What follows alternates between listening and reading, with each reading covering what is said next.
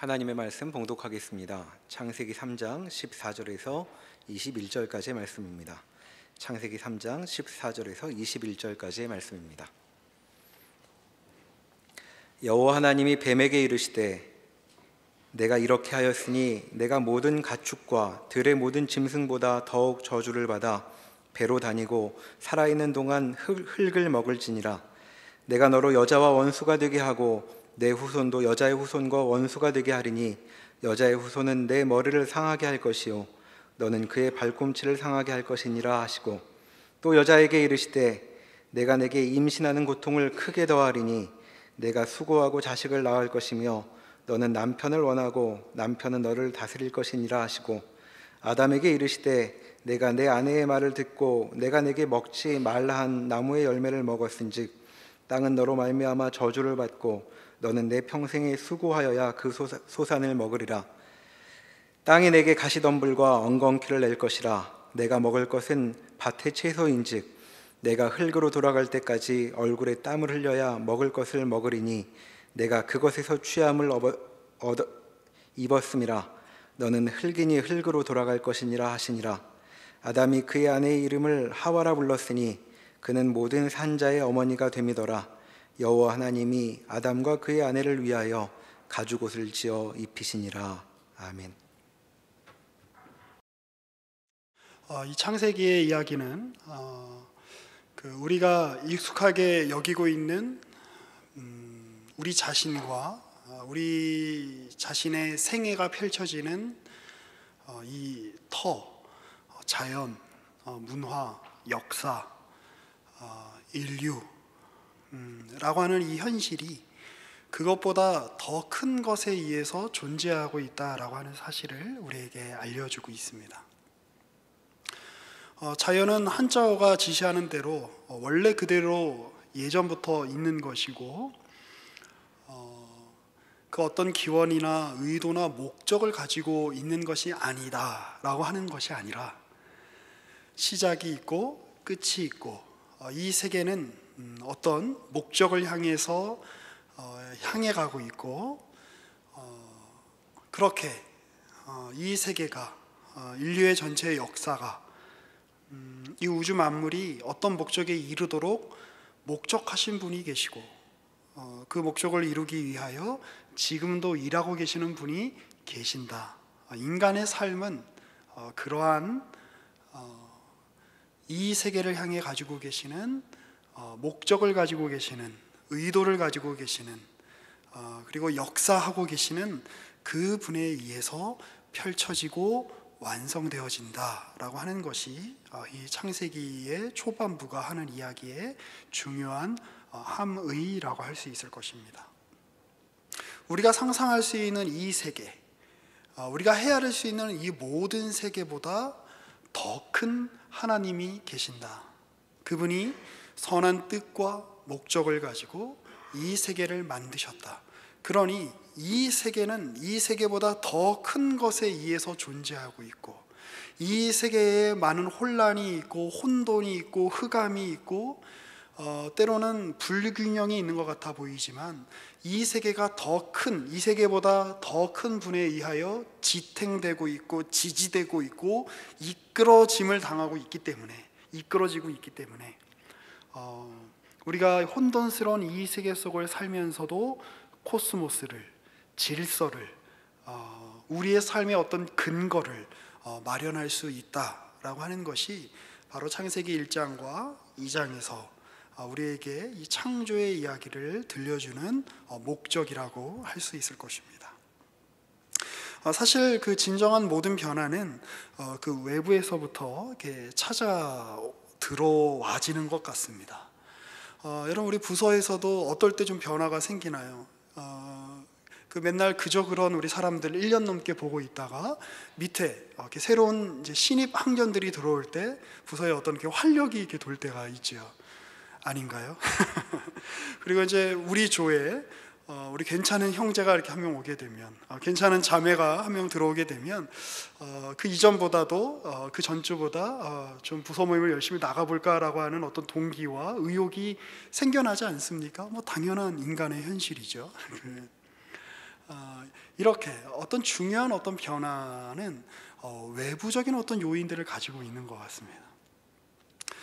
그래서 이 세상에 있는 모든 것이 이 세상 자체 안에서 이루어지는 변화에 의해 이 세상 그 변화의 어떤 근거가 다 이 세상 안에 있다라고 이야기하는 그런 철학 사상들이 예전부터 많이 있어 왔죠. 동양에서도 대표적으로 노장 사상이 이제 그러하고, 서구에서는 그리스 사람들의 철학이 그러했고, 또 스토아파 같은 사람들도 그렇게 생각을 했던 것 같고요. 이 우주는 계속해서 반복되는 것에 불과하다. 어떤 외적 요인에 의하여 변화가 혹은 발전이 일어나는 것이 아니라 그냥 그 안에서 일어나는 변화와 발전에 불과하고 결국에는 원점으로 돌아갈 것이다 라고 하는 어떤 이런 식의 생각들이 있습니다. 아마 그것의 현대판이라고 할 수 있는 것이 이제 극단적인 아마 진화론일 것입니다. 어떤 외적 근거에 의해서 초월적인 이 세계가 아닌, 이 세계를 초월해 있는 어떤 근거에 의해서 이 세계가 형성된 것이 아니라 우리 눈에 보이는 이 다채로운 우주와 이 현실들은 다 이 세계 안에 근거와 기원을 가지고 있다라고 하는 그런 이제 사상의 대표라고 할 수 있겠죠. 그러나 이제 그런 것을 아무리 극단적으로 주장하시는 분들도 이유 없는 어떤 외부의 어떤 개입, 이런 것들을 이제 논하기 마련입니다. 그래서 왜 공룡이 멸망했는가? 갑자기 이렇게 우주에서부터 지구로 운석이 떨어져서, 사실 그게 적합한 해석이냐 그렇지 않냐를 이렇게 떠나서 어떤 외적인 요인을 들어서 이 현실 세계를 설명하려고 하는 어떤 그러한 경향성은 크게 다르지 않다라고 하는 것이죠. 왜 이렇게 진화가 이루어졌는가? 알 수 없는 원인에 의한 돌연변이에 의해서. 그러니까 여기서 중요한 건 돌연변이는 그 이전에 어제와 오늘에 익숙한 게 아닙니다. 그리고 우리가 익숙하게 여기는 것들로부터 그 근거를 가지고 있지 않고 이유를 알 수 없는 어떤 변화를 일컬을 때 돌연변이라고 일컫는 것이죠. 그러니 이 성경의 사상에 혹은 그 성경적인 어떤 그 창조에 관한 이 세계에 대한 이야기의 가장 큰 대척점에 있는 극단적인 자연주의적 어떤 그 진화론자들이라고 할지라도 이 세계의 어떤 중요한 변화와 그리고 어떠한 그 진행이 이 세계 자체에 근거하는 것이 아니라 어떤 이유는 알 수 없지만, 태초에 왜 빅뱅이 일어났는지는 알 수 없지만, 왜 우주가 이렇게 여러 개로 시작된지는 알 수 없지만, 이 우주의 기원이 뭔지는 모르지만 어떤 알 수 없는 어떤 시작이 있다. 그리고 어떤 알 수 없는, 그게 운석이 됐든 그게 돌연변이가 됐든 그게 어떤 사람들은 외계인이라고 주장을 했든 외적인 요소에 의하여 어떤 변화가 이루어진다라고 하는 주장이라고 하는 사실에는 크게 변화가 다른 것이 없어 보여집니다. 그 성경은 이 모든 변화, 이 모든 발전, 이 모든 다양한 이 일이 펼쳐진 것이 바로 하나님으로부터, 우리가 섬기는 삼위일체 하나님으로부터 시작되었다라고 하는 것을 이야기하고 있습니다. 그런데 우리 시대의 어떤 그 과학주의의 오만함은, 혹은 우리 시대에 바벨탑을 쌓았던 우리의 선조들의 어떤 예를 따라 우리가 가지고 있는 어떤 오만함 중에 하나는, 우리가 어떤 한 영역을 안다고 해서, 우리가 어떤 부분에 익숙하다고 해서 우리가 모르는, 우리가 다루고 있지 않은 다른 영역에까지도 우리가 어떤 지식에 혹은 어떤 우리가 그것을 안다고 과감하게 얘기하는 교만한 태도일 것입니다.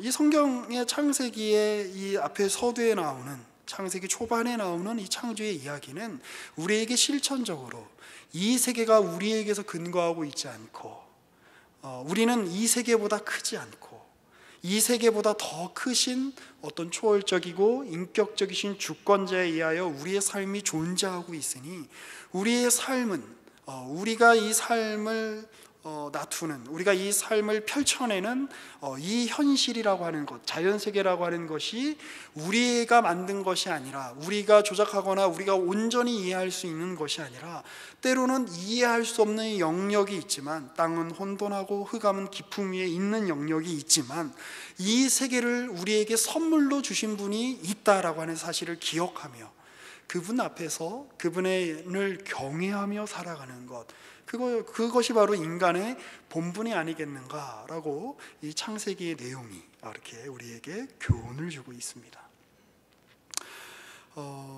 자, 그러한 이제 교훈에 굉장히 반하는 그런 교훈을 따르지 않는 것이 사실 오늘날의 인간들의 태도일 뿐만 아니라 바벨탑을 지었을 때의 인간도 크게 다르지 않았습니다. 요즘 미세먼지가 굉장히 극심하죠.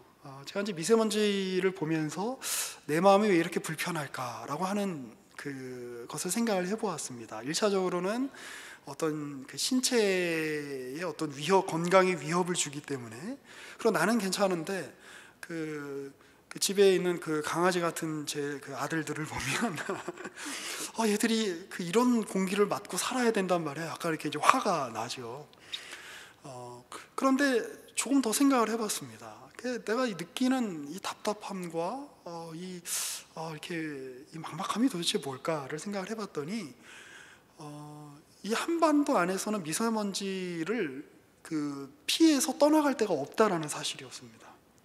저희가 언젠가 우리 교육자분들, 우리 목사님들하고 같이 삼척이라고 하는 곳에 이제 수련회를 간 적이 있었는데요.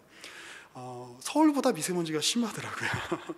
이렇게 멀리까지 왔는데 서울에서 이렇게 TV 프로그램 중에 나는 자연인이다 이런 프로그램이 있잖아요. 그러니까 이제 어떤 복잡한 도시의 어떤 공해와 소음으로부터 벗어나서 자연의 깊은 곳에서 맑은 공기를 마시며 자연과 버타는 어떤 삶을 소망하는 또 그것을 소망해서 사는 사람들의 삶을 보여주면서 그것을 소망하는 이제 시청자들의 마음을 대리 만족시켜주는 이제 그런 프로겠죠.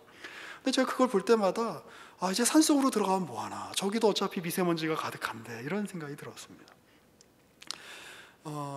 미세먼지가 그냥 자연적인 황사 바람이 아니고 인간이 만들어낸 어떤 공장이나 발전소에서 나온 어떤 유해 물질로 만들어진 것이라고 하는 생각이 이르자 제가 느끼는 어떤 막막함과 이게 아닌데 라는 생각이 더 심해졌습니다. 여기서의 이 막막함과 이게 아닌데 라고 하는 것의 이 근거는 뭐냐면, 이제 더 이상 피할 데가 없구나 라는 생각이었다는 것입니다. 현실에 인간이 만들어내는, 인간이 망치는 현실을 벗어나 자연 속으로 들어가 쉼과 어떤 안위를 얻고자 하는 어떤 이러한 우리 동양에서는 예전부터 있었던 이제 그런 사상 중에 하나죠. 이렇게 지저분한 얘기 듣지 않고 산 좋고 물륜 속으로 들어가서 난 자연과 버타며 살리라. 이제 왜 그런 태도가 생겼는가 생각해 보면, 우리가 만든 것, 우리가 망친 것, 혹은 우리 손 아귀에 있는 것만이 우리가 경험하는 세계의 전부라고 생각한다면 그건 인간에게 약간 비극에 가까운 일이다라는 생각이 들었습니다. 우리가 만들지 않은 어떤 그게 미지의 것이라고도 할 수 있고, 아직 우리 손에 도달하지 않은 것이라고도 할 수 있겠고, 우리보다 큰 어떤 자연, 우리보다 큰 우리가 만들지 않은 어떤 광범함, 장대함. 독일의 어떤 종교학자는 이제 그런 것을 이렇게 종교적 경험에 빗대서 얘기를 하기도 했죠. 그것을 볼 때 광대한 그랜드 캐년이나 요세미티 국립공원이나 알프스나 아니면 어디 히말라야의 그런 거대한 어떤 자연의 경관을 볼 때에 어떤 우리가 누리는 나보다 더 큰 어떤 자연 세계, 인간보다 더 큰, 인간이 만들어내는 세계보다 더 큰 세계 속에 우리가 있다라고 하여 어떤 게 얻게 되는 어떤 안위와 어떤 안정의 어떤 감정이 뿌리채 흔들리는 느낌이었습니다. 요즘 TV 다큐멘터리나 이제 뉴스 같은 것을 보면 태평양 어디에 남한보다도 우리 한반도보다 많은 어떤 그런 쓰레기, 플라스틱 섬이 있다, 이런 이야기를 듣지 않습니까? 남극이나 북극도 인간이 만든 어떤 환경적인 어떤 조건들 때문에 굉장히 그 생태계가 위협을 받고 있다라는 이야기를 이렇게 들으면 모든 것이 다 인간이 망쳐버린 것 같은 그 느낌 때문에 이제 더 이상 우리가 어디 다른 곳으로 피할 곳이 없겠구나, 이제 어디 화성이나 이런 데로 이주를 해야 되는가, 뭐 이제 이런 생각이 들죠. 아직 우리에게 남아있는 미답지, 아직 우리가 도달하지 못한 어떤 이런 세계가 없다는 현실이 우리의 삶을 더 부여롭고 우리의 삶을 더 풍성하게 만드는 것이 아니라 우리의 상상력을 더 고갈시키고 우리가 인간이라는 사실을 더 망각하게 만들고 우리의 삶에 앞으로 더 나아가야 될 어떤 여지가 있다는 사실, 그런 생각을 가지지 못하게 만들므로 말미암아 결국에 우리 삶 가운데 펼쳐지는 가장 중요한 현상은 권태로움밖에는 없겠구나, 이런 생각이 들었습니다. 그리고 그것은 실제로 그 인류 역사상 그 어느 때보다 합리적인 생각을 할 수 있는 조건을 우리가 갖추게 되었고, 그 어느 때보다 우리가 많은 정보를 취급하게 되었고, 그 어느 때보다 우리가 많은 것들을 할 수 있게 된 조건 속에 있는 우리 현대인의 삶이지만, 그 어느 때보다 때로는 무기력하고, 그 어느 때보다 허무주의의 공격에 취약하며, 그 어느 때보다 의미를 찾지 못하여 그냥 이렇게 살아보래라고 하는 푸념을 가장 많이 내놓을 수밖에 없는 시대가 또한 우리의 시대가 아닌가라는 이제 그런 생각을 해보게 됩니다. 자, 그런데 성경은 이렇게 우리 인간이 처한 과거 고대의 인들뿐만 아니라 오늘날 우리 현대인이 처한 이러한 인간 삶의 위기, 인간이 그 생명을 가지고 태어났지만 이 생명을 내가 원해서 그 부여받은 것도 아니고, 내가 이때의 생명을 가지고 이 시기에 어떤 내가 지금 특정한 나라에 태어나기를 결정하여 태어난 것도 아닌 주어진 것인데, 철저하게 사실 100년 전에 저나 여러분이나 다 무지 않았습니까? 없는 존재이지 않았습니까? 그런데 내가 원해서 이 조건, 이 상황, 이 나라, 이 환경 속으로 여기 온 사람은 이 중에 아무도 없으시죠. 태어나 보니까 이 몸뚱아리인 겁니다. 주여. 태어나 보니까 한국 사람인 겁니다. 그리고 어쩌다 자라서 나서 보니까 송파구에 있는 교회를 다니고 있는 겁니다. 우리가 만든 조건이 아니죠. 그런데 이 속에서 과연 우리가 어떤 의미를 발견할 수 있을 것인가, 살아가야 되는 어떤 목적을 어떻게 발견할 수 있을 것인가, 우리의 인생의 궁극적인 목적, 혹은 우리는 왜 살아야 되는가라고 하는 인간이라면 누구나 던질 수밖에 없는 이 근원적인 질문에 대해서 우리가 어떻게 대답을 해야 하는가라고 하는 질문이 고대인이나 오늘날의 현대인이나 우리가 다 던질 수밖에 없는 질문이라는 것이지. 자, 그런 속에서 창조가 굉장히 신비롭고, 이 창조의 사건이 굉장히 그 경이로우며 많은 묵상할 거리가 있는 사건인 동시에, 이 아름답고 경이롭고 인간에게 모든 것이 풍족하게 주어져 있는 이 아름다운 창조 세계에 우리가 여전히 살고 있음에도 불구하고 이토록 많은 고난과 이토록 많은 부조리와 이토록 많은 말이 되지 않는 현실 속에 우리가 왜 살게 되었는가를 탐구해보는 것 또한 우리가 신앙인으로서 또 한 명의 인간으로서 굉장히 중요한 작업이라고 할 수 있을 것입니다. 자, 오늘 성경은 창세기 3장에서 인간이 선악과를 따먹은 이 이야기를 통해 우리의 삶의 현실에 대해 보다 더 적확하게 이야기를 해주고 있습니다. 인간의 삶이란 원래 하나님과 인간과의 어떤 그 아름다운 관계 속에서 펼쳐지는 삶이었던 것이죠. 창세기 1장, 2장의 내용을 간추려 보라라고 하면 한마디예요. 하나님이 인간을 위해서 이 세계를 만들어 주셨다라는 것이죠. 자, 여기서 중요한 것은 하나님이 인간을 위해서라는 이 문구입니다. 그러니 인간이 인간으로서의 존재하려면, 인간이 인간으로서의 가치를 가지고 살아가려면 하나님이 우리 앞에 계신다라고 하는 사실을 기억할 필요가 있다라고 하는 것입니다. 하나님이 지난번에도 말씀드렸지만 삼위일체 하나님으로서도 이미 완벽하고 아름답고 부족함 없이 계시는 분이셨지만 그것을 자신의 창조물과 피조물과 함께 나누기로 결정하심을 통해 좋은 것이 더 좋은 것이 되었습니다. 우리 지난주에 설교 말씀을 또 올려보시죠. 좋은 것이 정말 좋은 것이 되었습니다. 그리고 오늘 청년 2부 찬양팀이 오늘 찬양을 인도해 주었는데 어저께 찬양팀 연습을 하더라고요. 참 보기가 좋았습니다. 무슨 곡을 연습하는지는 잘 몰랐는데 곡을 연습하다가 서로 야, 이 부분에서는 바이올린이 들어와봐, 이 부분에서 베이스는 이렇게 한번 해봐. 좋죠. 이 좋은 거를 이 팀원들만 나누는 것보다 이렇게 예배 시간에 우리가 함께 나누게 되니 좋음이 더 커지지 않았습니까?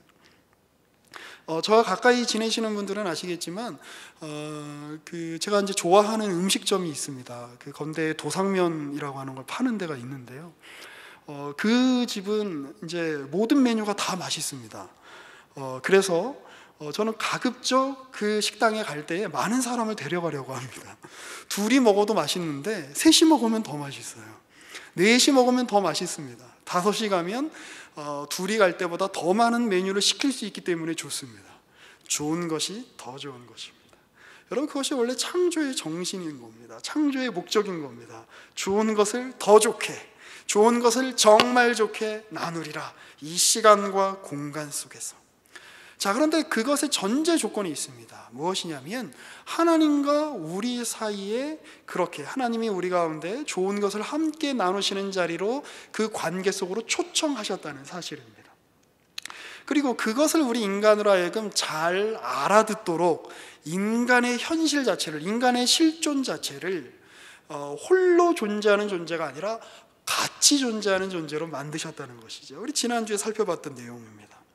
인간은 남자 혼자서 온전한 인간이라고 불리지 않습니다. 물론 그에게도 온전한 하나님의 형상이 담지되어 있겠습니다만 인간은 언제 인간으로 완성이 됩니까? 남자와 여자로 있을 때요. 남자 혼자서도 인간이 아니고 여자 혼자서도 인간성의 완성을 이룰 수 없다. 남자와 여자로 서로 다른 존재이나 서로 하나 되는 존재로, 결혼이란 그런 것이죠. 각기 다른 존재가 한 몸을 이루는 것. 다른 몸이잖아요. 어떻게 한 몸을 이룰 수 있겠습니까? 그 관계 안에서의 하나를 의미하는 것이죠. 너는 여자고 나는 남자다. 너는 남자고 나는 여자다. 그러나 우리가 결혼이라고 하는 이러한 틀 안에서, 이러한 관계 묶음 안에서 우리는 하나를 이루고 있다라고 하는 이 신비가 바로 하나님께서 인간에게 요구하시는, 그리고 인간에게 의도하시는 아주 중요한 인간의 조건 중에 하나라는 것이죠. 남자는 여자 앞에 있을 때 남자입니다. 여자는 남자 앞에 있을 때 여자입니다. 그러니까 남자가 아니면 여자의 인생이 완성될 수 없어, 이런 뜻이 아닙니다. 우리는 서로 다른 존재를 통해서, 마찬가지죠. 우리는 언제 교인인가? 나 혼자 집에 있으면서 인터넷으로 예배드리고 아니면 이렇게 그 계좌 이체로 헌금 보내가면서 신앙생활을 할 수 있다고 생각하는 것은 착각입니다. 우린 다른 지체들과 함께 같이 있을 때, 교회라고 하는 이 공간 안에 그리고 특별한 시간 속에서 함께 교제하며 함께 묶여 있을 때 우리는 교인인 겁니다. 우리는 성도인 겁니다. 우리는 그리스도의 한 몸인 겁니다. 그것이 바로 하나님께서 이 창조를 통해 인간에게 의도하신 인간의 중요한 본질 가운데 하나라고 하는 것이죠. 자, 그런데 이 선악과 사건의 핵심은 뭐냐면 그걸 인간이 깨는 겁니다. 자, 에덴 동산을 만드시죠. 그리고 하나님께서 아담에게 자, 너 마음대로, 하와에게 너 마음대로 여기서 뭐든 해도 좋다. 파인애플을 따먹어도 좋고 사과를 먹어도 좋고 네가 하고 싶은 거 해라. 수로를 만들어도 좋고 탑을 쌓아도 좋다. 그런데 동산 딱 한가운데 어떻게 보면 굉장히 이질적인 그림이라고 할 수 있을 겁니다. 금지를 나타내는 선악과가 하나 딱 박혀 있습니다. 그러니까 모든 걸 다 해도 되는데 동산 한가운데 박혀있는 선악과 그 나무를 보면서 하나님 그래도 야, 너 너무 편하게는 지내지 마. 내가 고참이야. 이런 의미로 하나님이 선악과를 이렇게 박아 놓으셨을까요? 아마도 이런 것일 겁니다. 이 선악과는 인간에게 불편함을 주기 위한 요소거나 아니면 하나님이 옹졸한 분이라서 야 내가 다 허용하는데 그래도 내가 요것만큼을 허용 못하겠다 이 정도가 아니라 인간이 언제 참된 인간인지를 알려주시기 위하여 창조의 목적을 보여주시기 위한 중요한 상징으로 지금 선악과가 있는 것입니다. 선악과는 뭐죠? 하나님은 하나님이시다 이겁니다. 인간은 인간이다. 인간이 하나님 앞에 묶여서 부름받아 나왔지만 하나님의 가장 아름다운 피조물로 지음을 받았지만 인간은 하나님이 아니다. 율례는, 계명은 하나님으로부터 우리에게 주어지는 것이지 우리가 하나님께 이래라 저래라 할 수 있는 것이 아니다. 인간의 진정한 완성과 참된 의미로서의 선한 변화는 하나님으로부터 시작되는 것이지 인간으로부터 시작되는 것이 아니다를 상기하게 만드는 중요한 상징으로 지금 선악과가 서 있는 것입니다. 근데 여러분들이 잘 아시는 것처럼 인간은 그 선악과를 따먹죠. 자, 선악과를 따먹을 때 이 인간의 태도가 이제 굉장히 재미있는데 우리 3장 3절을 한번 보실까요? 뱀이 다가옵니다. 자, 하나님이 만드신 이 완벽한 세상에 왜 뱀이 있을까요? 참 의문스럽습니다. 저도 의문스럽습니다. 우리가 그 신비는 다 우리가 알 수 없을 겁니다. 그러나 우리가 이렇게 실천적으로 의미를 생각해 볼 수는 있을 것입니다. 도전 없는, 시험 없는 파라다이스는 없다라고 하는 것입니다. 그런 낙원은 우리 인간에게 허락되지 않았다라는 것입니다. 그리고 이 뱀이 나타나서 인간에게 아주 중요한 선택의 갈등을 겪게 하죠. 어떻게 보면 창세기에서 이야기하고 싶은 내용의 핵심일 겁니다. 이 3장에서 왜 인간에게 하나님이 갈등을 허락하시는가, 왜 이걸 선택할까 저걸 선택할까라고 하는 이 긴장을 하나님이 허락하시는가. 이 선택권이 없으면 자유도 없기 때문입니다. 인간은 그냥 프로그래밍된 존재가 아닙니다. 인간은 그냥 하나님을 따르도록, 하나님을 그냥 사랑하도록 기계적으로 그렇게 만들어진 존재가 아닙니다. 인간에게는, 하나님의 형상으로 지음받은 인간에게는 하나님이 가지고 계신 것과 방불한 어떤 중요한 내용을 가지고 있는데 그것이 바로 자유입니다. 그러면 이 자유가 어떻게 확인되는가? 하나님은 그런 인간이 고급한 존재로서, 자유를 가진 존재로서 하나님을 선택하기를 바라시는데, 이 자유는 이것을 선택할 수도 있고 이것을 선택하지 않을 수도 있는 그 내용을 통해서 표현되는 것이죠. 그래서 뱀이 다가옵니다. 그때 여자가 이렇게 이야기하죠. 3절, 동산 중앙에 있는 나무의 열매는 하나님의 말씀에 너희는 먹지도 말고 만지지도 말라, 너희가 죽을까 하노라 하셨느니라. 뱀이 여자에게 이르되 너희가 결코 죽지 아니하리라. 너희가 그것을 먹는 날에는 너희 눈이 밝아져 하나님과 같이 되어 선악을 알 줄 하나님이 아심이니라. 저는 여기서 이제 그 뱀의 전략이 상당히 뛰어나다라는 생각을 하게 됩니다. 뱀은 하나님이 나쁜 분이라고 이야기하지 않습니다. 뱀은 인간이 하나님을 저버려야 된다고 이렇게 촉구하지도 않습니다. 그냥 흘릴 뿐입니다. 왜 하나님이 선악과 따먹지 못하게 하시는지 알아? 네가 선악과 따먹으면 하나님처럼 될까 봐 그러신 거야. 그리고 얘기를 더 붙이지 않죠. 하나님은 그거를 시기하신다거나, 하나님은 그렇게 인간에게 대해서 옹졸한 생각을 가지고 계시는 분이야라고 구체적으로 이야기하지 않지만 뉘앙스를 흘려서 하나님을 그렇게 만들어 버립니다. 지금 여기서 뱀이 이야기하고 있는 하나님 상은 어떤 것입니까? 어떤 이미지입니까? 창세기 1장 2장에서 이야기하는 인간을 위하시는 하나님, 인간을 위하셔서 없던 존재였던 인간을 있는 존재로 만드시고 그 인간에게 필요한 모든 것을 내어주시는 그 하나님의 모습이 아니라, 인간이 나와 같이 되면 어떡하지라고 하며 고민하며 긴장하며 선악과를 따먹지 못하게, 선악과를 따먹어서 인간이 나 같은 존재가 되면 어떡하지라고 그렇게 속 좁아 보이는 하나님 상으로 전락시켜 버렸죠. 그것이 바로 뱀이 가지고 있는, 사단이 가지고 있는 거짓말의 핵심인 거죠. 저도 교역자 생활 오래 하다 보니까요, 이런 사람들을 이렇게 만나게 됩니다. 직접적으로 어떤 사람에 대해서 험담을 늘어놓지는 않죠. 그런데 이렇게 뭐 이런 거죠. 그 형제가 목사님 설교할 때 졸던데요? 이러고 이제 가는 거죠. 아니면 그 자매가 목사님 얘기하시는데 약간 이렇게 좀 불편한 표정을 짓더라고요. 저는 안 그런데 왜 그런지 모르겠어요. 이러고 이렇게. 그러면 이제 제 아내, 아니 그놈이 아니 그 사람이 어떤 그 잘못된 어떤 이제 그 사람에 향한 어떤 편견을 이렇게 제 마음에 이제 가질 확률이 높아지겠죠. 저도 이제 교육자 생활 10수년 하다 보니까 이제 그런 기술에는 잘 안 넘어가게 되었습니다. 이 사탄이 이제 어떻게 보면 이제 그런 전략을 지금 뱀이 취하고 있는 거죠. 인간의 마음 안에 슬쩍 하나님을 향한 불신의 씨앗을 하나 슥 던져놓는 것입니다. 창조 세계의 핵심은 뭐라고요? 하나님과 인간과의 관계입니다. 근데 그게 깨져버리는 거죠. 자, 그랬더니 5절에 이런 표현이 있습니다. 너희가 그것을 먹는 날에는 너희 눈이 밝아져 하나님과 같이 되어 선악을 알 줄 하나님이 아심이니라. 오늘 6절을 보시죠. 여자가 그 나무를 본즉 먹음직도 하고 보암직도 하고 지혜롭게 할 만큼 탐스럽기도 한 나무인지라. 여자가 그 열매를 따먹고 자기와 함께 있는 남편에게도 주매 그도 먹은지라.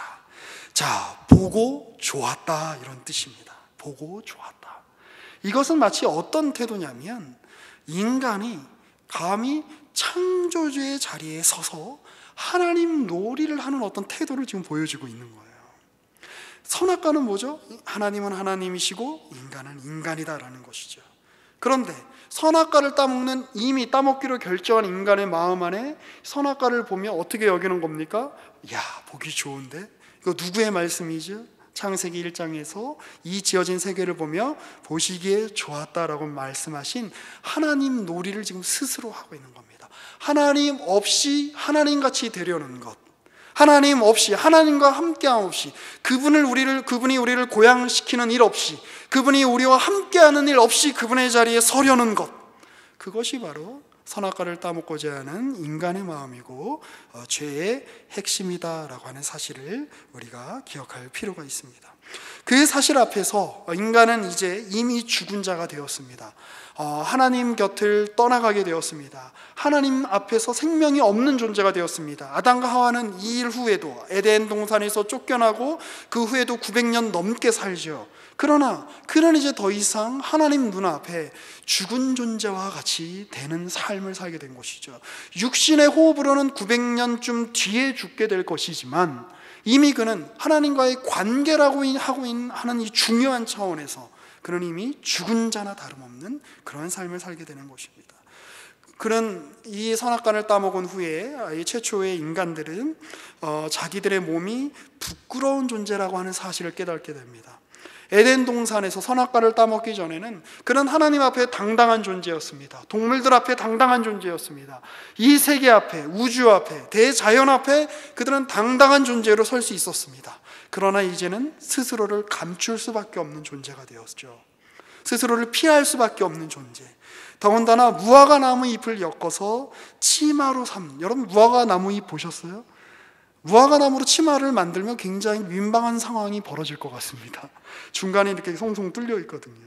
자신의 어떤 수치를 가릴 만하기에는 별로 적합하지 않은 잎인 것처럼 보입니다. 그러나 그것으로라도 자기를 가릴 수밖에 없는, 수치는 가득하나 비참함은 가득하나, 그래서 그거를 가리려고 끊임없이 노력하나 그 스스로 그 수치와 비참함을 해결할 수 없는 인간의 역사에 계속해서 반복되는 유형의 시작이 바로 지금 여기에서 시작되고 있는 것입니다. 그런데 그때 오늘 우리가 읽은 본문에 의하면 주님이 찾아오셔서 주님이 그들에게 가죽으로 옷을 입히시죠. 여전히 나는 너희 하나님이다. 아담아, 네가 어디 있느냐 부르시죠. 너는 비록 내 앞에서 죽어진 존재같이 될지라도 나는 너를 찾을 것이다. 첫사람 아담의 죄악이 우리 모든 인류의 죄악의 전형인 것과 같이 첫사람 아담을 향해 부르시는 아담아 네가 어디 있느냐라고 부르시는 이 주님의 음성은 모든 인류를 향한 구원의 음성 아니겠습니까? 그것이 그의 죄를 지적하기 위한 것이든 아니면 집 나간 아들을 찾기 위하여 부르시는 애타는 부모의 음성이든 그 두 개가 같은 것이겠죠. 하나님은 인간을 찾고 부르시고 계신다. 그리고 다시 하나님은 이들에게 하나님이 되기로 결정하십니다. 두 가지 차원에서 말씀을 드리고 싶습니다. 첫 번째는 오늘 우리가 읽은 본문입니다. 자, 뱀에게 어떤 저주를 내리시냐면 14절을 다시 한번 보시면 여호와 하나님이 뱀에게 이르시되 내가 이렇게 하였으니 내가 모든 가축과 들의 모든 짐승보다 더 저주를 받아 배로 다니고 살아있는 동안 흙을 먹을지니라. 여러분, 이제 뱀은 실제로 흙을 먹지는 않죠. 뭐 이렇게 뭐 쥐나 뭐 이렇게 뭐 양서류나 이런 것들을 이제 잡아 먹을 텐데, 이 뱀은 뱀이 흙을 먹을 거다라고 하는 이 맥락은 흙으로 너가 돌아갈 거다라고 인간에게 명령하신 이 내용과 이제 연관시켜서 생각을 해볼 수 있을 것 같습니다. 19절 보실까요? 아담에게 주시는, 그리고 모든 인류에게 주시는 어떤 이제 저주지요. 네가 흙으로 돌아갈 때까지 얼굴에 땀을 흘려야 먹을 것을 먹으리니 내가 그것에서 취함을 입었음이라. 너는 흙이니 흙으로 돌아갈 것이니라. 여러분, 흙은 무엇입니까? 원래 아담과 하와가, 원래 아담이 지어지기 전에 있었던 물질이 흙입니다. 티끌입니다. 이것은 물을 상징하는, 하나님이 만드신 이 존재의 향연, 하나님이 만드신 이 존재의 풍성함 이전에 아무것도 없던 그 물을 상징하는 일종의 상징물입니다. 그러니 사탄에게, 뱀에게, 그리고 인간에게 네가 흙으로 돌아갈 것이다 라고 하는 것은, 네가 네 스스로 하나님같이 되려느냐, 네가 네 스스로 너의 자율성을 주장하고자 하느냐, 나 없이 이 세계 속에, 나 없이 이 우주 속에, 나 없이 이 역사 속에 네가 서고자 하느냐, 그러면 너는 필멸의 존재, 무로 돌아가는 존재, 험으로 돌아가는 존재인 것을 피할 길이 없게 되리라. 그 명령인 것이죠. 그런데 하나님의 대심은 이러한 저주와 하나님의 이러한 경고로 끝나지 않습니다. 그럼에도 불구하고 티끌에서 아담을 불러내신 하나님이, 우리가 다 죽은 후에 우리의 몸이 흙으로 돌아가고 티끌로 돌아간다라고 할지라도 예수 안에서 우리를 부활시켜 티끌 속에서 재에서 우리를 다시 부활시키실 그 주님께서 나는 여전히 너희 하나님이다를 뭐로 보여주시는 겁니까? 가죽옷을 입혀주시는 거죠. 네가 만든 옷이 아니라, 네가 만든 해결책이 아니라, 네가 만든 방책이 아니라, 나는 여전히 너희 하나님이다를 아담과 하와는 이 가죽옷을 보면서 경험하게 되는 것입니다. 그래, 우리는 우리 스스로 하나님의 자리에 서려고 했다가 우리는 망쳐버렸지. 우리가 이 세계를 망쳐버렸지. 우리가 우리의 인생을 망쳐버렸지.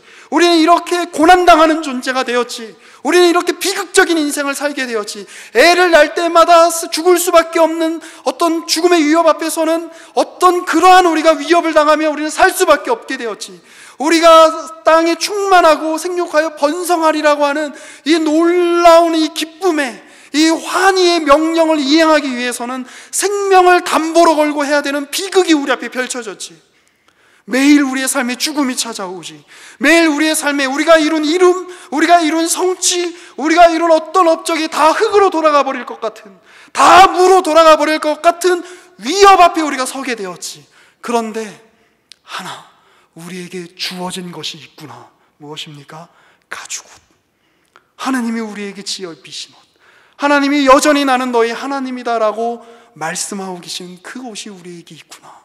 하나님이 우리의 삶을 이어가시며 이 비극적인 우리의 삶 가운데 여전히 하나님이시기를 포기하지 않으시고, 하나님이 창조의 때에 목적하셨던 그 내용을 이루기 위하여 자발적인 인간, 자유로 나를 찾는 인간, 자유롭게 내 앞에 나와 나를 따르고 나에게 순종하는 인간을 만들어내기 위하여 하나님이 지금도 일하고 계신다는 것을 인간은 역사 속에서 깨닫게 될 것입니다.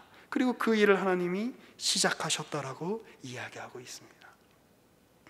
그러니 우리 이 요점만, 이 부분만 한 번 더 살펴보실까요? 아담과 하와가 죄를 지을 때 그들에게는 하나님이 없었던 거나 다름없습니다. 뱀이 하와에게 이야기할 때, 하와가 뱀에게 대답할 때, 하와가 그 선악과를 아담에게 건네줄 때 그들 안에 하나님은 도대체 어디에 계셨단 말입니까? 하나님에 관한 이야기는 있습니다. 하나님이 먹지 말라 그랬어. 야, 하나님이 너처럼 될까 봐 그렇게 하는 거야. 그런데 이 창조 세계의 핵심은 하나님이 우리를 이 창조 세계에 만들어 놓고 휙 상관없이 떠나가시는 분이 아니라 여전히 개입하시고 여전히 일하시며 우리 앞에 서 계신 구체적인 실존하시는 하나님, 우리와 관계를 맺으시는 하나님, 인격적으로 다가오시는 하나님, 그 구체적인 하나님에 관한 그 사항이야말로 창세기 초반부가 이야기하는, 아니 성경 전체가 이야기하는 내용의 핵심인데, 그것을 깨달으라고 나중에 주님께서 이 땅에 인간의 몸을 입고 이 땅에 찾아 들어오시죠. 나는 너희와 상관없는 하나님이 아니라 너희 앞에 실존하는 존재다. 너희와 이야기를 하고 너희와 함께 호흡하고 너희의 미래는 나의 미래고 너희와 함께 같이 많은 것을 공유하기 원하고 너희와 이야기를 나누고 싶다. 나는 너희와 교제하기를 원한다. 이것이 창조 세계의 아주 중요한 원리인데, 그것이 창세기 3장에서는 철저하게 무시되어지는 것처럼 보입니다. 하나님에 관한 이야기는 있습니다. 신학은 있습니다. 그러나 하나님을 향한 순종은 없습니다. 하나님을 향한 제사는 있습니다. 하나님을 향한, 하나님이 만들어서 우리에게 주셨다는, 이렇게 하면 하나님이 기뻐하실 거라고 하는 하나님을 향한 어떤 제사의 형식은 있습니다. 그러나 순종이 없죠. 그런데 이 내용은 바로 또한 우리에게 주시는 하나님의 말씀이기도 하지 않습니까? 여러분, 교회의 핵심이란 무엇입니까? 신앙의 핵심이란 무엇입니까? 신앙의 핵심은 여러 가지 신앙적인 서적을 읽는 것이 신앙의 핵심이 아니죠. 여러 가지 신학적인 지식을 구축하는 것이 신앙의 핵심이 아니죠. 교회에 와서 좋은 사람들과 만나서 교제하고 인맥을 쌓는 것이 신앙의 핵심이 아니죠. 교회에 와서 내가 가지고 있는 재능들을 사람들 앞에 펼쳐서 어떤 멋들어지게 살아내는 것이 신앙의 핵심이 아니죠.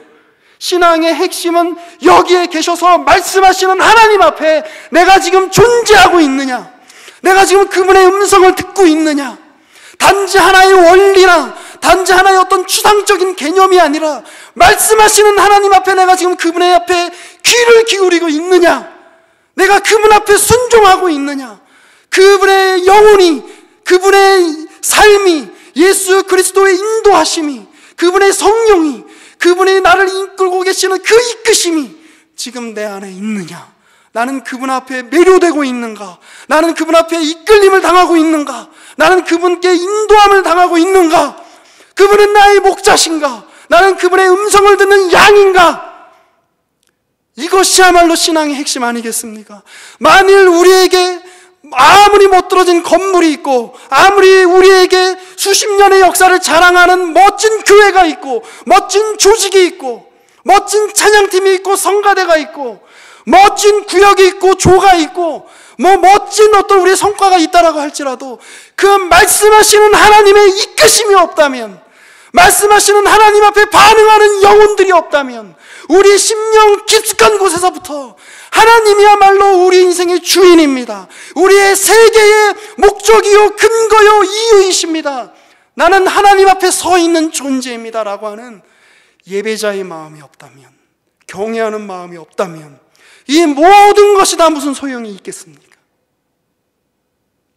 아무리 우리가 훌륭한 설교자의 역량 가운데 있는 교회에 속한 회원이라고 할지라도, 아무리 우리가 좋은 믿음의 전통 가운데 있는 그 맥락 속에 있는 교회의 한 청년이라고 할지라도, 우리의 영혼 안에서부터 일어나는 자발적인 하나님을 향한 열심을 가지고, 우리의 영혼 깊은 곳에서 일어나는 하나님을 향한 사랑을 가지고 그 앞에 서지 못한다면, 우리의 영혼이 그분의 음성을 듣지 못한다면, 우리의 마음속 깊은 곳에서부터 그분을 따르겠다라고 하는 순종의 자세가 없다면 이 모든 것이 다 무슨 소용이 있겠습니까? 오늘 주님이 창세기 3장의 이 사건을 통해 에덴 동산에서 모든 것이 완벽해 보였던, 낙원이었던 그 세계 속에서도 중요한 도전이 있고 시험이 있고 선택의 자리가 있다라는 이 이야기를 통해 오늘 주님이 묻고 계시는 듯합니다. 아담아, 네가 어디에 있느냐? 나는 너희 하나님이 아니더냐? 너 도대체 어디서 무엇을 하고 있는 거냐? 예배의 자리에 나오지만, 모임의 자리에 나오지만 너는 지금 내 앞에 있느냐? 묻고 계시는 그 주님의 음성이 여러분의 심령 가운데 들려지고, 그 주님의 음성 앞에 아멘, 예 주님, 제가 여기에 있습니다. 나는 당신의 피조물이고 당신의 자녀고 당신의 양이고 당신 앞에 서 있는 존재입니다 라고 믿음으로 고백하시는 오늘의 말씀이 되시기를 주님의 이름으로 권면하며 축복합니다. 기도하겠습니다. 주님, 우리는 원래 없던 존재들이었습니다. 주님, 원래 이 세계는 존재하지 않았습니다. 아무것도 아니었습니다. 그러나 주님의 사랑의 그 창조로 말미암아 이 풍성한 세계, 이 아름다운 우주, 또 고귀한 우리의 삶을 허락하여 주시니 감사합니다. 이 모든 것을 가능하게 하신 창조주 주님 앞에 우리가 섭니다. 우리의 목자이시고 우리의 창조주여 우리의 구원의 주님이시며 우리의 인생을 완성하시는 그 주님 앞에 우리가 섭니다. 주여, 우리에게 긍휼과 은혜를 베풀어 주옵소서. 그리하여 창조주 되시는 주님을 우리 젊음의 때에 인생에 아무 낙이 없다라고 일컬기 전에 알아가게 하시고 그 주님을 향한 온전한 고백, 온전한 순종, 온전한 경외가 우리 안에 일어나게 하여 주옵소서. 우리의 구주 되시는 예수 그리스도의 이름으로 기도합니다. 아멘.